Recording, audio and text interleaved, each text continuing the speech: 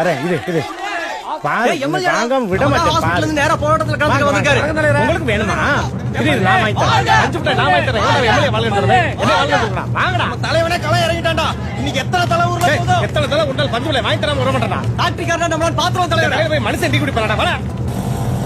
ராக்கெட்டாய் வந்த ஜாக்கெட்டாய் பூரா பச்சேரி போகுறா. கூட்டத்தை பார்த்தா பஞ்சு மிட்டாய் 10 மணி தெரியலையே. கட்டாதீங்க ஓடிடுவேன். இல்ல நான் வர்றேன். சிங்க களை இறங்கிடுச்சு. அந்த பஞ்சு மிட்டாய் போயிருச்சு.